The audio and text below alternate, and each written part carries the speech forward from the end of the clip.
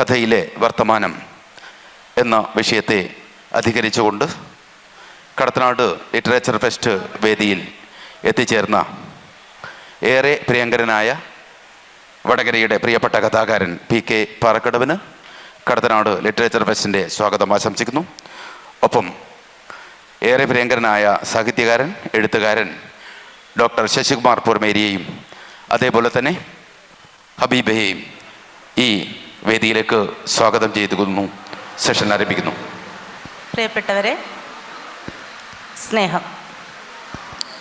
ഒരു വാക്ക് പൊട്ടിച്ചപ്പോൾ തീ, മറ്റൊന്നെടുത്തപ്പോൾ നിലാവ്, ഇനിയും ഒന്ന് പൊട്ടിച്ചപ്പോൾ മഞ്ഞ്.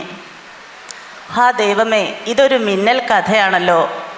ഇങ്ങനെ തൻ്റെ കഥയെ തന്നെ ആലോചിച്ച് വിസ്മയം കൊണ്ട ശ്രീ PK പാറക്കടവാണ് ഇന്ന് നമ്മോടൊപ്പം ഉള്ളത്.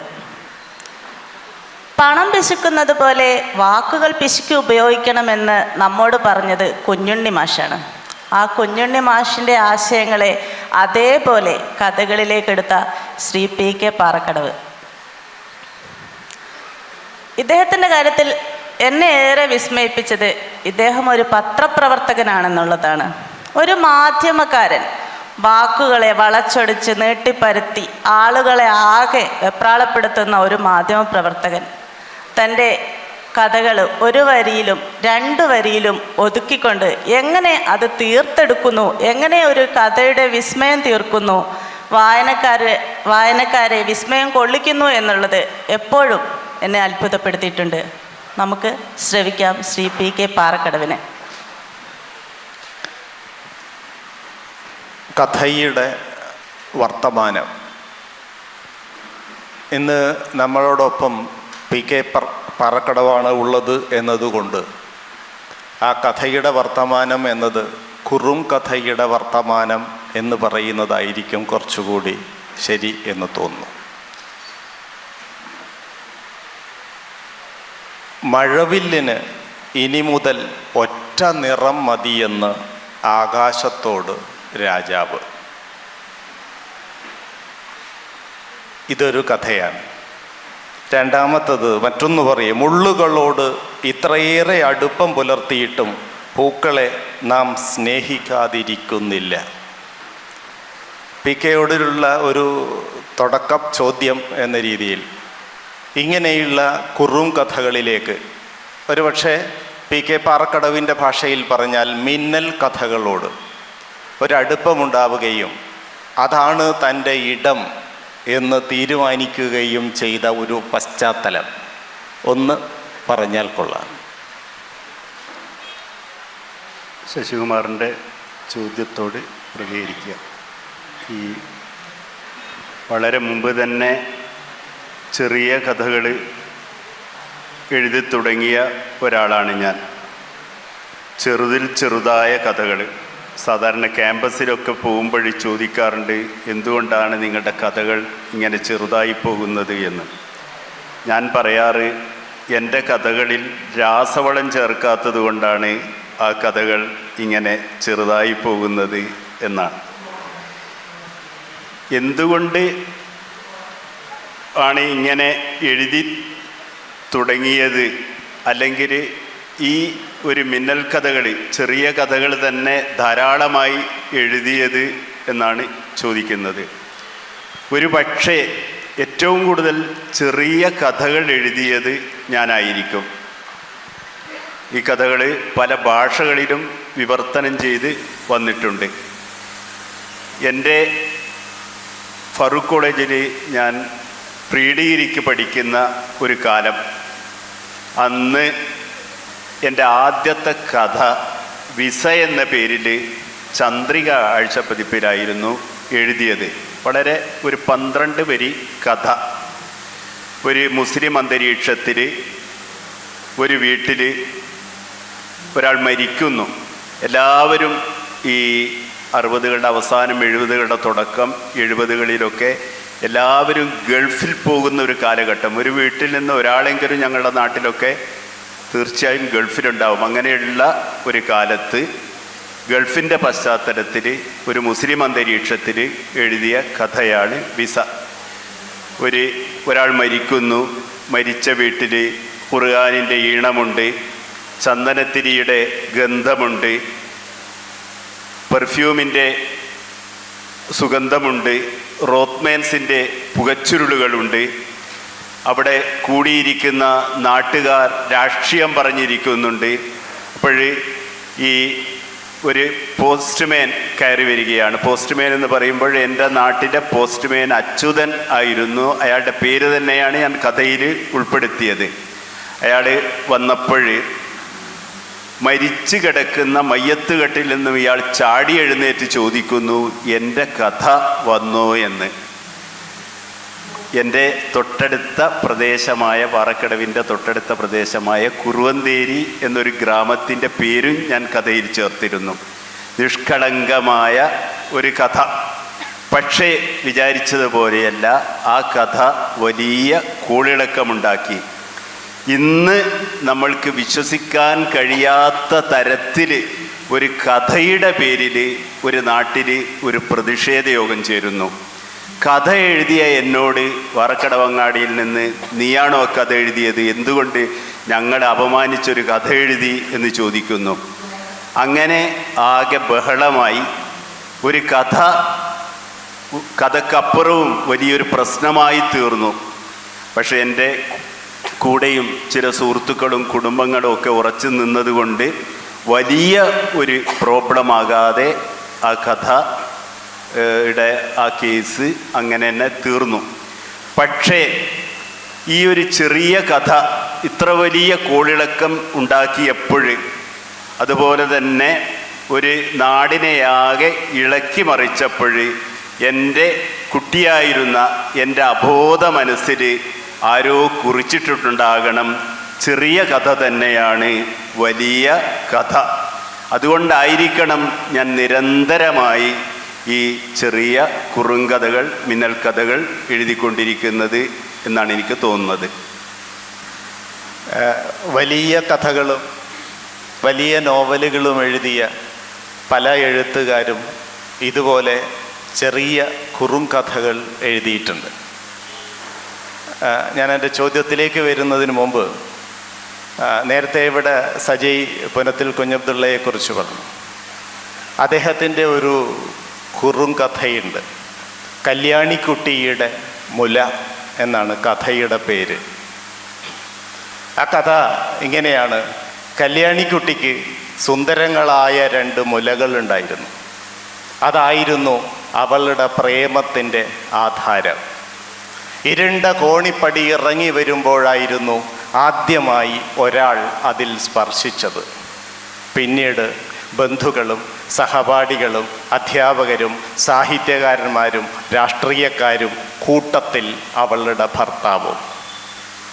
അവസാനമായി അത് സ്പർശിച്ചത് ഒരു ഡോക്ടറായിരുന്നു. ക്യാൻസർ വന്ന് മുറിച്ചു മാറ്റാനായിരുന്നു അത്. ആ അവസാനത്തെ വരി വായിക്കുമ്പോൾ നമ്മൾ നേരത്തെ കേട്ടതൊന്നെല്ലാം നമ്മുടെ മനസ്സിൽ നിന്ന് മറന്നു പോവാണ്.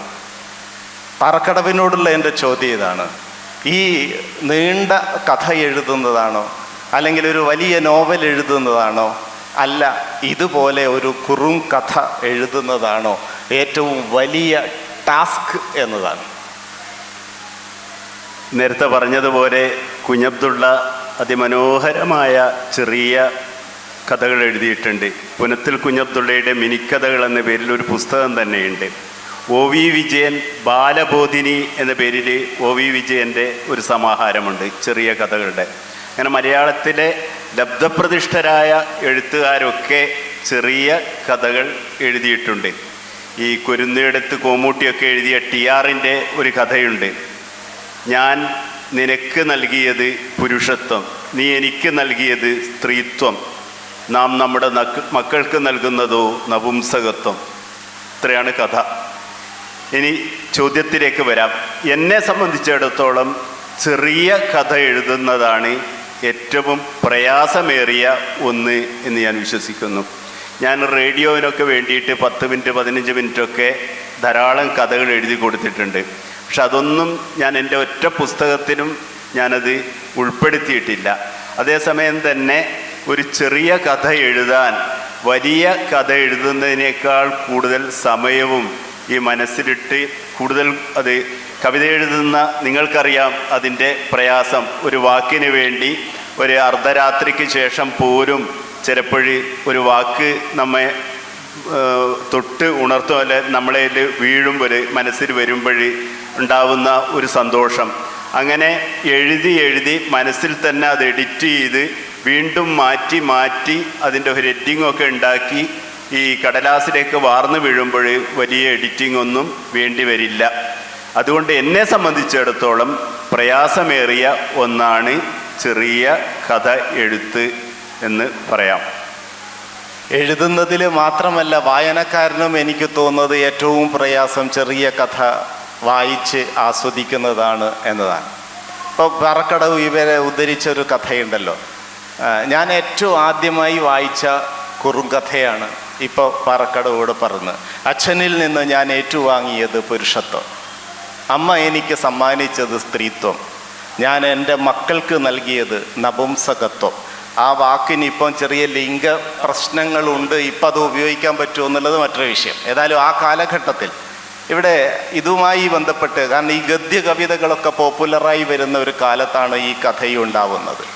കാക്കക്കാലിൻ്റെ തണല് പോലുമില്ലാത്ത ഈ ഗ്രാമത്തിൻ്റെ ഹൃദയത്തിലേക്കോ എന്ന് കടമനിട്ട ചോദിച്ച ഒരു കാലം ഉണ്ടായിരുന്നു. അതുമായി ബന്ധപ്പെട്ട് തന്നെയാണ് എനിക്ക് പി കെയോട് ചോദിക്കാനുള്ളത്. ഈ ഒരു കുറും കഥ എങ്ങനെയാണ് കുറും കവിതകളിൽ നിന്ന് അല്ലെങ്കിൽ ഗദ്യ കവിതകളിൽ നിന്ന് വ്യത്യസ്തമാകുന്നത് എന്നതാണ്.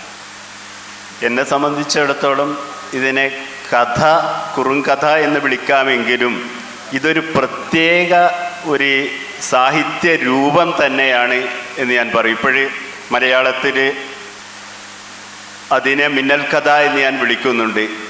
ഈ ഇംഗ്ലീഷിൽ ഫ്ലാഷ് ഫിക്ഷൻ എന്നാണ് ഇത് അറിയപ്പെടുന്നത്.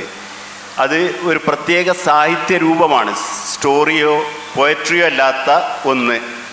അമേരിക്കയിൽ ലിഡിയ ഡേവിസ് എന്ന് പറയുന്ന ഒരു എഴുത്തുകാരിയുണ്ട്. ഈ 2013 മാൻ ബുക്കർ പ്രൈസ് ലിഡിയ ഡേവിസിനായിരുന്നു.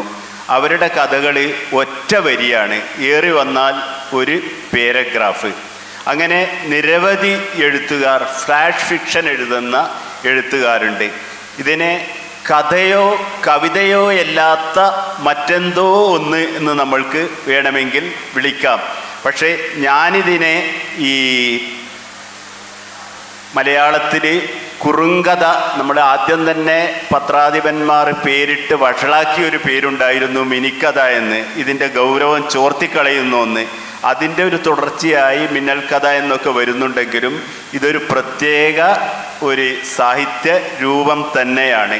ഇതിന് എനിക്ക് തോന്നുന്നത് നിങ്ങൾ പറഞ്ഞതുപോലെ കൂടുതൽ ചർച്ച കവിതയോടാണ്.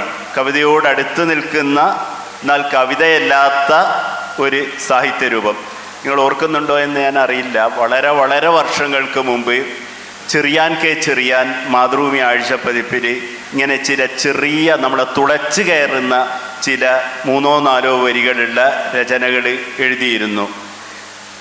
ഇത്തിരി തീയും ഇത്തിരി വെളിച്ചവും എങ്ങനെയായിരുന്നു അതിൻ്റെ എൻ്റെ ഒരു കുട്ടിക്കാലത്ത് വായിച്ച ഓർമ്മയുണ്ട്.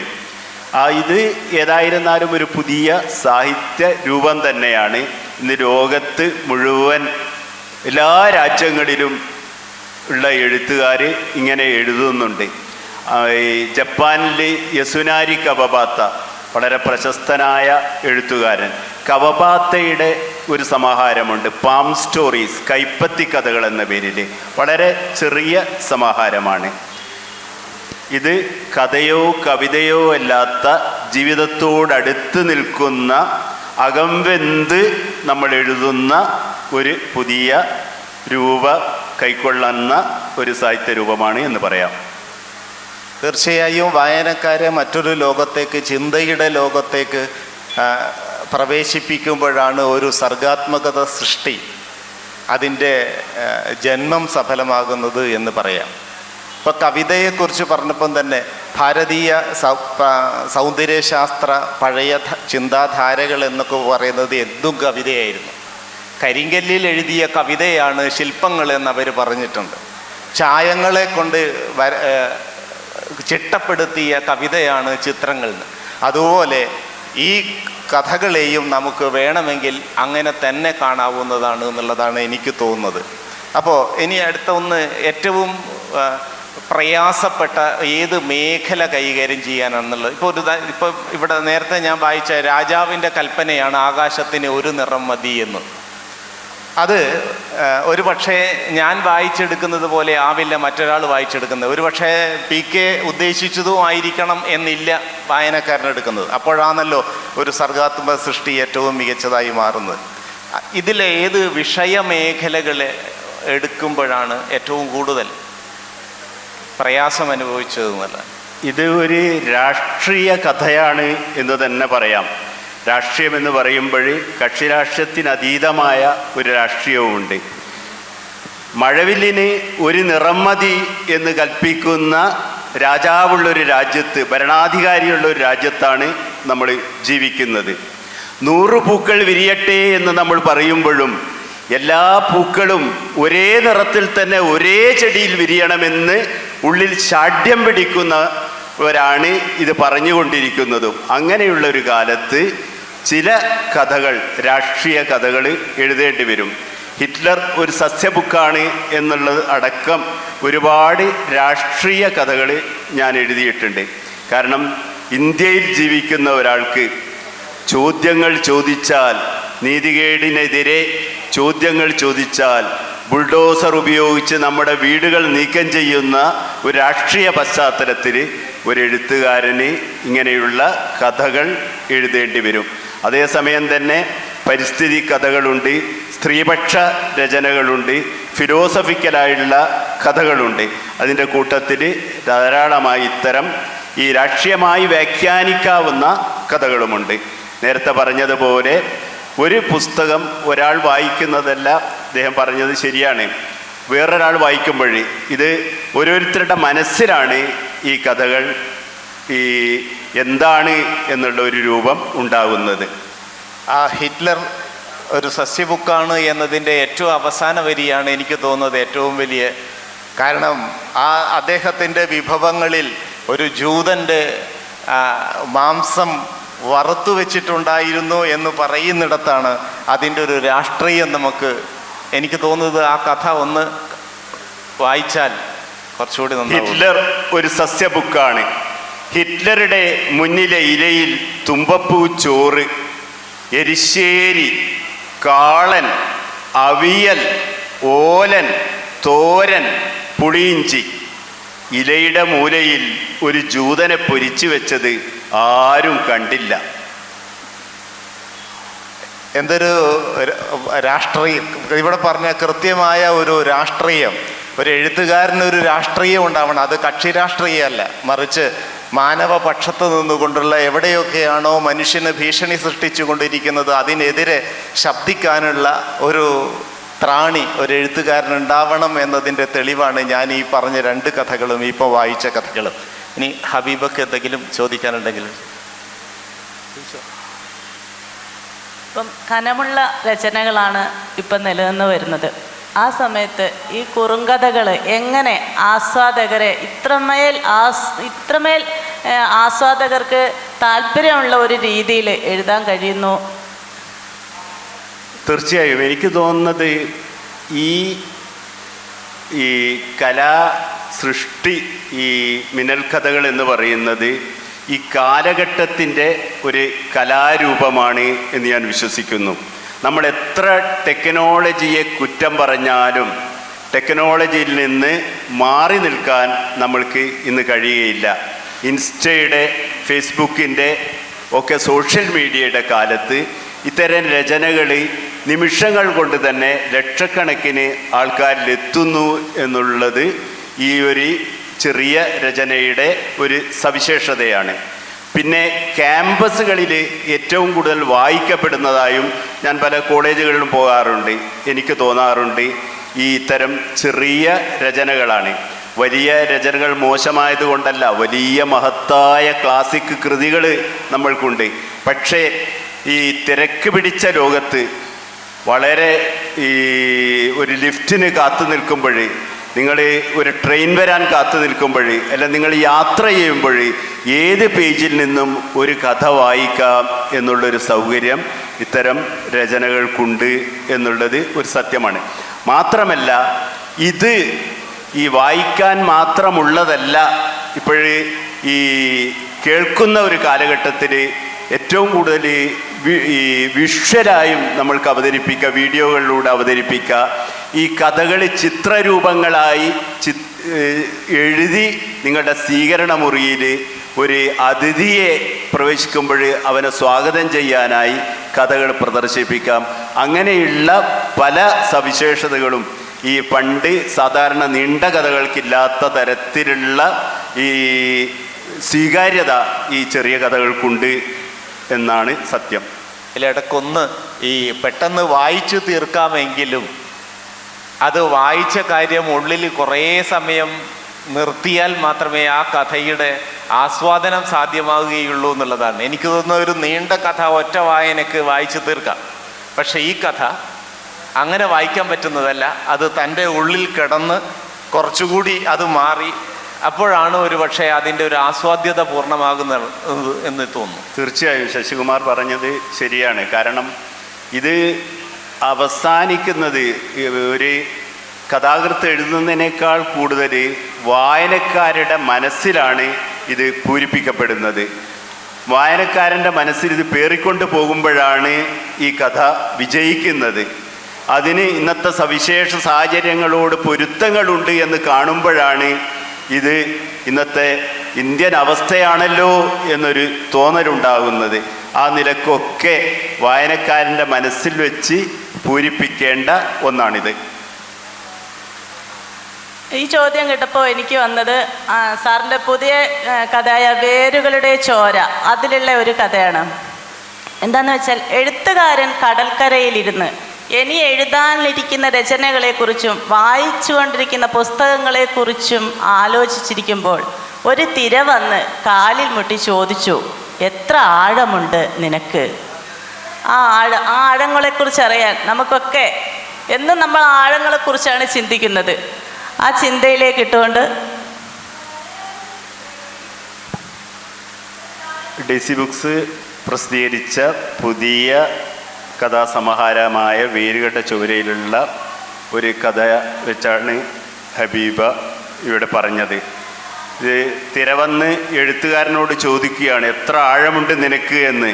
ഈ വലിയ എഴുത്തുകാരനായി ഭാവിക്കുന്നുണ്ടാകും, അതുപോലെ തന്നെ ഇതിനെക്കുറിച്ചൊക്കെ പ്ലാൻ ചെയ്യുന്നുണ്ടാകും. പക്ഷേ എത്ര ആഴമുണ്ട് നിനക്ക് എന്നുള്ളൊരു ചോദ്യം നിരന്തരമായി എഴുത്തുകാരനും വിചാരണ ചെയ്യപ്പെടേണ്ട ഒരാളാണ്. വായനക്കാരാണ് അന്തിമമായി വിധി നിർണയിക്കുന്നത് എന്ന് ഞാൻ വിശ്വസിക്കുന്നു. ഒപ്പം തന്നെ എഴുത്തുകാരനേക്കാൾ വലുതാണ് വായനക്കാർ എന്നും എനിക്ക് വിശ്വാസമുണ്ട്. ആ അർത്ഥത്തിൽ ഈ ചോദ്യം ഓരോ എഴുത്തുകാരനോടും വായനക്കാർ ചോദിക്കേണ്ട ചോദ്യമാണ്. ഈ തിര കടൽ തീരത്ത് നിന്ന് ഈ എഴുത്തുകാരനോട് ചോദിച്ച ചോദ്യം, എത്ര ആഴമുണ്ട് നിനക്ക് എന്ന്. ഞാൻ 2-3 കഥകൾ കൂടി ഇതിൽ നിന്ന് വായിക്കാം. ഏറ്റവും പുതിയ കഥാസമാഹാരമാണ്.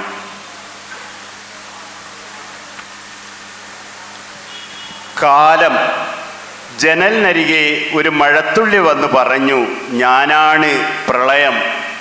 നടക്കുമ്പോൾ ഒരു സൂര്യരശ്മി കവിളിൽ തലോടി പറഞ്ഞു, ഞാൻ സകലതിനെയും കരിച്ചു കളയുന്ന നരകത്തീയാണ്.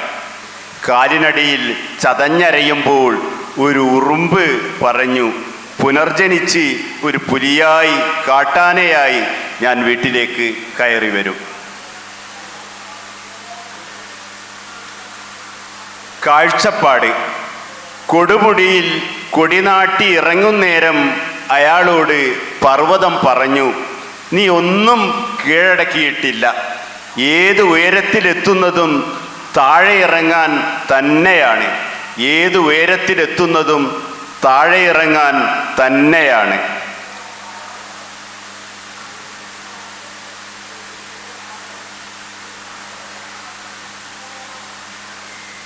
ഇവിടെ ഓരോ കഥയും ഒരു പുതിയ ലോകത്തിലേക്ക് നമ്മെ കൊണ്ടുപോകുന്നുണ്ട്. ഒരു പക്ഷേ നേരത്തെ പി കെ സൂചിപ്പിച്ചതുപോലെ ഏറ്റവും ചെറുതിൻ്റെ സൗന്ദര്യം എന്ന് പറയുന്നത് ഏറ്റവും ചെറുതിൻ്റെ ശക്തി തന്നെയാണ്. ആ ശക്തിയാണ് ഇവിടെ വായിച്ച ഈ കഥകളിൽ നിന്നും നമുക്ക് അറിയാവുന്നത്. ഒരു എഴുത്തുകാരനോട് സാധാരണ ചോദിക്കുന്ന ഒരു ചോദ്യമുണ്ട്, താങ്കളുടെ ഏറ്റവും മികച്ച കഥ ഏത് എന്ന്. അങ്ങനെ ചോദിച്ചാൽ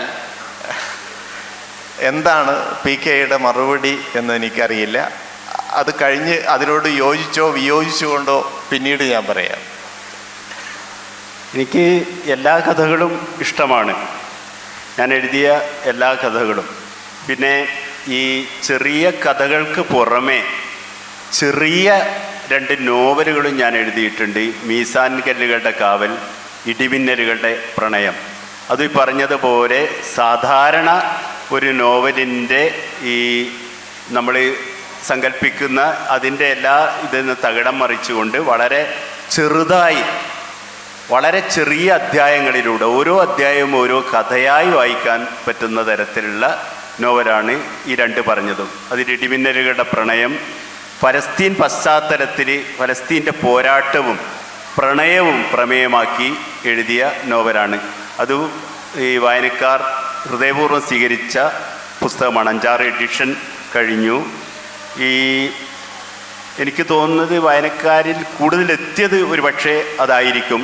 പിന്നെ ഈ ചെറിയ കഥകൾ ഏതാണെന്ന് ചോദിച്ചാൽ, ഈ ചില കഥകൾ കാലത്തെ ഈ മറികടന്നുകൊണ്ട് വീണ്ടും ഈ എത്തുന്നുണ്ടല്ലോ എന്ന ചിന്തയുണ്ടാകാറുണ്ട്. ഞാൻ വളരെ പണ്ട് 1993-ലോ 92-ലോ ആണ് വരദാനം എന്ന ഒരു കഥ എഴുതുന്നത്.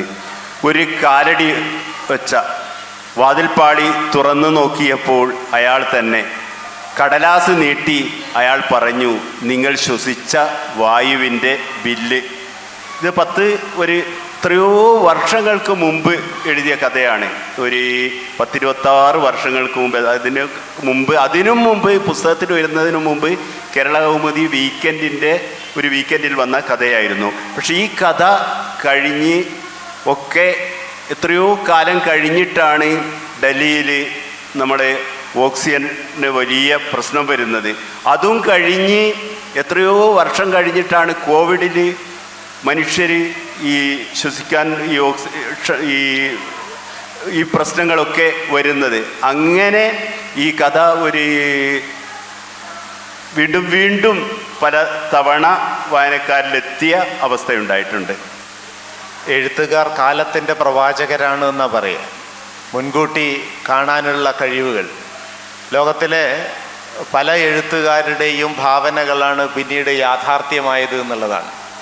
ഇപ്പോൾ സാധാരണ പറയുക, ഈ പുഷ്പക വിമാനത്തിൽ രാവണൻ സഞ്ചരിച്ചു എന്ന് പറയുന്നത് അതൊരു ഭാവന മാത്രമായിരുന്നു. പക്ഷെ പിന്നീടാണത് യാഥാർത്ഥ്യമാകുന്നത്. കാരൽ ചെപ്പക് എന്ന് പറയുന്ന ചെക്കോസ്ലോവാക്യൻ നാടകകൃത്താണ് യന്ത്രമനുഷ്യൻ എന്ന് പറയുന്ന ആശയം ആദ്യമായി അവതരിപ്പിക്കുന്നത് നോവലിൽ. പിന്നീട് എത്രയോ വർഷം കഴിഞ്ഞതിന് ശേഷമാണ് അത് യാഥാർത്ഥ്യമാകുന്നത്. ഇനി ബോയ്സ് ഫ്രം ബ്രസീൽ എന്ന് പറയുന്ന നോവലിൽ 1950 ഇറങ്ങിയ നോവലിലാണ് ക്ലോണിങ് എന്ന് പറയുന്ന ആശയം ആദ്യമായി അവതരിപ്പിച്ചത്. പിന്നീട് ക്ലോണിങ് യാഥാർത്ഥ്യമായത് വർഷങ്ങൾക്ക് ശേഷമാണ്. അതുപോലെയാണ് നിങ്ങൾ ശ്വസിച്ച ഓക്സിജൻ്റെ ബില്ല് കൊടുക്കാൻ ഒരു 25 കൊല്ലം മുമ്പേ പി കെ പാറക്കടവ് എഴുതിയപ്പോൾ ഇപ്പോൾ ഡൽഹിയിൽ ശ്വസിച്ച് ബില്ല് കൊടുത്തുകൊണ്ടിരിക്കുകയാണ് ഓരോരുത്തർ. നാളെ ഒരു പക്ഷേ ഓക്സിജൻ പാർലറുകൾ ഈ വടകരയിലും വരും എന്നതിൻ്റെ ഒരു സൂചന. അതുകൊണ്ടാണ് എഴുത്തുകാർ കാലത്തിൻ്റെ പ്രവാചകരാണ് എന്ന് നമുക്ക് പറയേണ്ടി വരുന്നത്. ഇനി ഒരു വലിയ നോവലോ കഥയോ എഴുതാൻ ഉള്ള ഉദ്ദേശ്യമുണ്ടോ എന്നുള്ളതാണ്. എഴുതിക്കൂടുന്നില്ല. ഇതിൽ തന്നെ ഉറച്ചു നിൽക്കണം, ഈ ചെറിയ കഥകൾ മാത്രമേ എഴുതൂ എന്നുള്ള ഒരു ശാഠ്യവുമില്ല. വളരെ ചെറിയ കുട്ടിയായിരുന്നപ്പോൾ കുഞ്ഞുണ്ണി മാസ്റ്റർ എനിക്കൊരു കത്തെഴുതിയിട്ടുണ്ട്. രൂപത്തെക്കുറിച്ച് അധികം വ്യാകുലപ്പെടേണ്ട, ഭാവം ഒറിജിനലാകുമ്പോൾ അതിന് പറ്റിയ രൂപം താനേ കൈവരുമെന്ന്. അതുപോലെ ഒരു ഈ തീമിനനുസരിച്ച് ചിലപ്പോൾ ചെറുതോ വലുതോ ആയ വലിയ രചനകൾ ഉണ്ടായേക്കാം. അത്രേ അതിനെക്കുറിച്ച് പറയാനുള്ളൂ. അവസാനത്തെ ഒരു ചോദ്യം കൂടി ചോദിച്ചു ബാക്കി നമ്മുടെ സദസ്സിൽ നിന്നുള്ള ചോദ്യമാണ്. പറക്കടവ് എന്ന ഗ്രാമം നമുക്കറിയാം. അത്രയൊന്നും ഒരുപക്ഷെ പി കെ പാറക്കടവിൻ്റെ ബാല്യകാലത്ത് അത്രയൊന്നും പുരോഗതി പ്രാപിച്ചിട്ടില്ലാത്ത, അത്രയൊന്നും വിദ്യാഭ്യാസപരമായി ഉയർന്നു നിൽക്കാത്ത ഒരു ഗ്രാമത്തിൽ നിന്നാണ് ഈ കുറും കഥകളുടെ രാജാവ് എന്ന് ഞാൻ വിശേഷിപ്പിക്കുന്നു ഇപ്പം ജീവിച്ചിരിക്കുന്നത്. അങ്ങനെ പറയാം നമുക്ക്. നാളെ വേറെ ആരെങ്കിലും അത് ഏറ്റെടുക്കേണ്ടതുണ്ട്. കുറുങ്കഥകളുടെ ഒടേ തമ്പുരാൻ അവിടെ. അതെ, തീർച്ചയായും. അപ്പോൾ അങ്ങനെയുള്ള ഒരു ഗ്രാമത്തിൽ വായനയുടെ അനുഭവം, എഴുത്തിൻ്റെ അനുഭവമൊക്കെ തുടക്കത്തിലുണ്ടായത് എങ്ങനെയാണ്, ആരിൽ നിന്നാണ് പ്രചോദനം ഉണ്ടായത് എന്നുകൂടി ഒന്ന് സൂചിപ്പിച്ചാൽ നല്ലതായി. ഞാൻ സ്കൂളിൽ പഠിക്കുന്ന കാലത്ത് തന്നെ എനിക്ക് ലൈബ്രറി പുസ്തകങ്ങൾ എടുത്തു തന്ന അധ്യാപകരുണ്ടായിരുന്നു. ഈ പിളസ്ബക്കിൻ്റെ ഗുഡ് എർത്തിൻ്റെ ട്രാൻസ്ലേഷനൊക്കെ ചെറിയ കുട്ടിയായിരുന്നപ്പോൾ തന്നെ വായിച്ചിട്ടുണ്ട്. അതൊരു ക്ലാസിക് കൃതിയാണെന്നൊന്നും അന്ന് അറിയില്ലായിരുന്നു. ഹൈസ്കൂളിൽ പഠിക്കുമ്പോൾ ബഷീറിൻ്റെയും അതുപോലെ തന്നെ എസ് കെ പൊറ്റക്കാട്ടിൻ്റെയും ദേവിൻ്റെയൊക്കെ കൃതികൾ, ബഷീറിൻ്റെ കൃതികൾ മുഴുവനും തന്നെ ഏറെക്കുറെ വായിച്ചിട്ടുണ്ട്. അന്ന് അധ്യാപകർ വന്ന് ഈ ലിഷർ പീരീഡിൽ ഒരു മലയാളം അധ്യാപകൻ വന്ന് മാതൃഭൂമി ആഴ്ചപ്പതിപ്പിലെ കവിതകൾ ചൊല്ലിത്തരുമായിരുന്നു. അരന്നേകാന്തതയെ താമര മലരിൻ മണമായി നുകരുന്നു എന്നുള്ള വരി 50-60 വർഷം കഴിഞ്ഞിട്ടും എൻ്റെ മനസ്സിൽ അങ്ങനെ തന്നെ ഉണ്ട്. പിന്നെ എത്രയോ കാലം കഴിഞ്ഞിട്ടാണ് അതിൻ്റെ ബാക്കി വരികളും അത് ആരെഴുതിയതാണെന്നൊക്കെ അറിയുന്നത്. അങ്ങനെയുള്ള വായനയും അതുപോലെ തന്നെ ഞാൻ ഒരു കൂട്ടുകുടുംബത്തിൽ ഒരു വലിയ ഒരുപാട് തുടികളും ഒക്കെ ഉള്ള ഒരു വീട്ടിലായിരുന്നു ഉണ്ടായിരുന്നത്. വൃക്ഷങ്ങളോട്, മഴയോട്, പുഴയോടൊക്കെ സംസാരിച്ച ഒരു കുട്ടിക്കാലവും ഉണ്ടായിരുന്നു.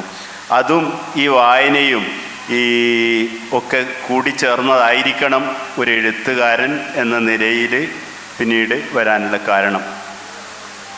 ഓക്കെ, നമ്മുടെ സമയം ആയിരിക്കുന്നു. ഇനി സദസ്സിൽ നിന്നുള്ള ചോദ്യങ്ങളാണ്. അത് 1-2 പേര് ചോദിച്ച് നമുക്ക് വളരെ പെട്ടെന്ന് അടുത്ത സെഷനിലേക്ക് പോകേണ്ടതുണ്ട്. ഇതെവിടെ?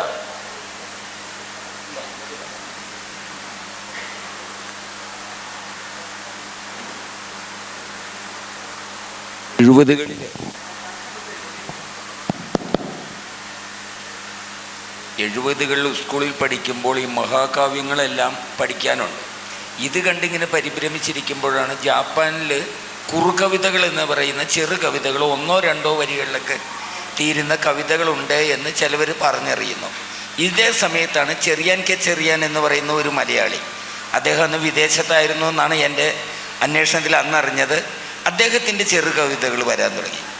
മലയാളത്തിൽ കുറും കവിതകൾ മാത്രമുണ്ടായിരുന്ന ഒരു കാലഘട്ടത്തിലാണ് പി കെ മാഷ് ഈ കുറുകഥകളായിട്ട് വരുന്നത്. എങ്ങനെയാണ് ഈ കുറുകഥകൾ എഴുതിയാൽ മലയാളത്തിൽ താൻ ശ്രദ്ധിക്കപ്പെടാം, അല്ലെങ്കിൽ കഥകൾക്ക് സ്പേസ് ഉണ്ടാവും, കുറുകഥകൾക്ക് സ്പേസ് ഉണ്ടാകുമെന്നുള്ള ഉറപ്പ് മാഷക്ക് എങ്ങനെയാണ് ലഭിച്ചത്? ഒഴുക്കിനെതിരെയുള്ള നീന്തലായിരുന്നു അത്. അതുകൊണ്ടാണ് ആ ചോദ്യം. ഇത് നേരത്തെ പറഞ്ഞതുപോലെ നമ്മൾക്ക് സൂഫി കഥകളുടെയും സെൻ ബുദ്ധിസ്റ്റ് കഥകളുടെയും ഒക്കെ ഒരു പാരമ്പര്യം നമ്മൾക്കുണ്ട്. പിന്നെ ഈ ചെറിയ കഥകൾ സ്വീകരിക്കപ്പെടുമോ എന്നുള്ള കാര്യത്തിൽ എൻ്റെ സുഹൃത്തുക്കൾക്കൊക്കെ ആശങ്കയുണ്ടായിരുന്നു. ഞാൻ ഈ നിരന്തരമായി ഇത് എഴുതിക്കൊണ്ടിരിക്കുമ്പോൾ വളരെ വർഷങ്ങൾക്ക് മുമ്പ് അവർ പറയുമായിരുന്നു, ഇത് മുഖ്യധാരയിൽ വരണമെങ്കിൽ ഇങ്ങനെയൊന്നും ആയിട്ട് കാര്യമില്ല. അതെന്നെ ഉപദേശിച്ചവരിൽ പ്രമുഖരായ എഴുത്തുകാർ പോലും ഉണ്ടായിരുന്നു. പക്ഷേ മുഖ്യധാരയിൽ വരണ്ട, നമ്മൾക്ക് പുരസ്കാരമൊന്നും വേണ്ട എന്നൊരു തീരുമാനമെടുത്തത് ഒന്ന് മനസ്സുകൊണ്ട് അത്ര അങ്ങനെ വിചാരിച്ചാൽ നമ്മൾക്ക് പിന്നെ പ്രശ്നമില്ല. എൻ്റേതായൊരു പാത ഞാൻ തന്നെ വെട്ടിയുണ്ടാക്കുക എന്നുള്ള ഒന്നായിരുന്നു ഞാൻ ചെയ്തിരുന്നത്. പക്ഷേ പിൽക്കാലത്ത് ഈ ചെറിയ കഥകൾ കുട്ടികൾക്ക് പഠിക്കാൻ വേണ്ടി പാഠപുസ്തകങ്ങളിൽ 6-ലും 7-ലും 8-ലും ഉണ്ടായി, കോളേജുകളിൽ പഠിക്കാനുണ്ടായി, ടെക്സ്റ്റ് ബുക്കുകളിൽ വന്നു. പറഞ്ഞതുപോലെ പുരസ്കാരങ്ങൾക്ക് അർഹമായി. വിദേശ ഭാഷകളിൽ ഇത് തർജ്ജമ ചെയ്ത് പോയി.